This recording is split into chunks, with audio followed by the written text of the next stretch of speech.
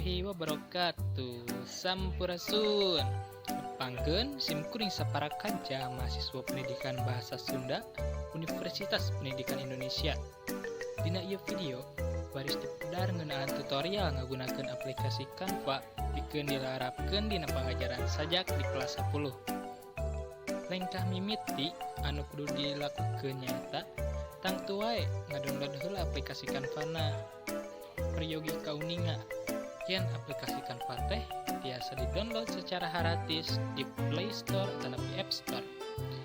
Kanggo nu PC tiasa muka atau ngunduh aplikasi dina web resmi Canva nyaeta di www.canva.com. Saterasna klik fitur. Teras klik Canva untuk Windows. Teras klik mulai unduh. Saatos eta tiasa langsung dibuka sign in atau login nganggo email aktif. Tuluy bakal asup ke home screen dina aplikasi Canva. Tiasa lebet email tinu daftar dengan Google, daftar dengan Facebook, atau napi daftar dengan email lain.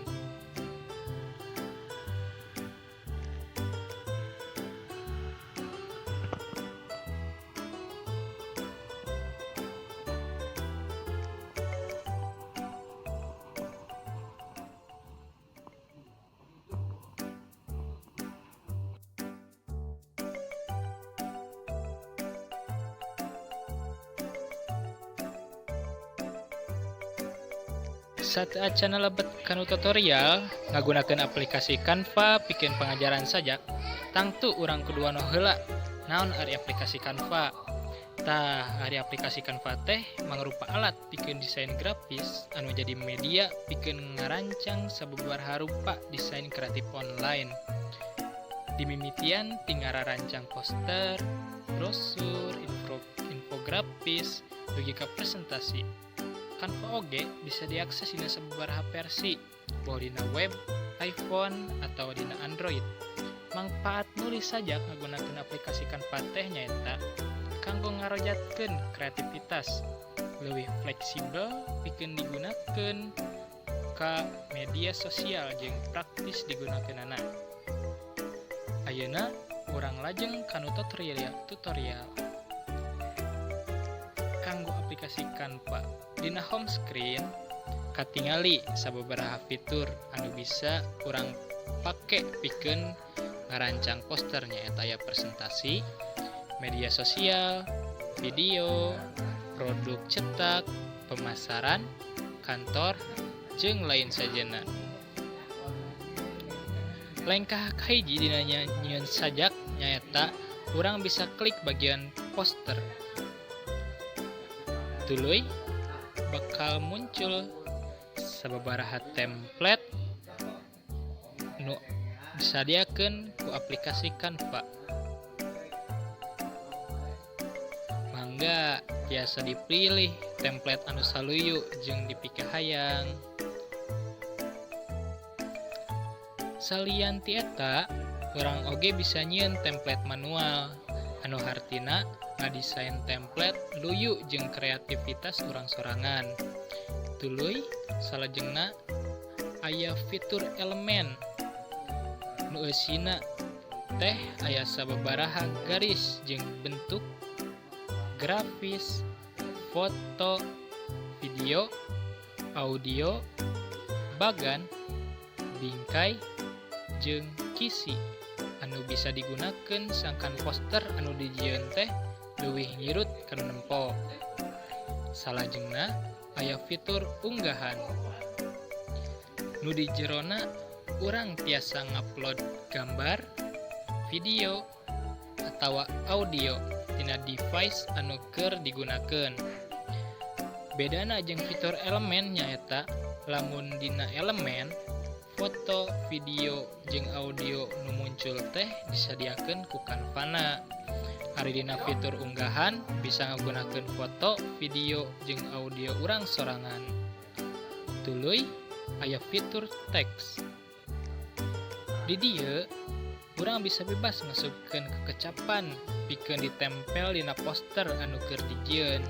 Salian tieta disadiakeun oge sababaraha rekomendasi font anu bisa digunakeun sangkan tulisan poster teh leuwih ngirut. Salajengna aya fitur audio nu mangrupa pecahan tina fitur elemen anu saacana. Panginten ku cara misah kieu sangkan leuwih babari pikeun ngedit audio sangkan teu kudu bolak-balik muka fitur elemen. Tuluy aya oge fitur emoji nu eusina reap pisan emoticon. Salian tinggal gunakeun teks, bentuk, jeung grafis, fitur emoji oge bisa jadi opsi pikeun nyieun poster nu ku urang jieun teh jadi leuwih ngirut.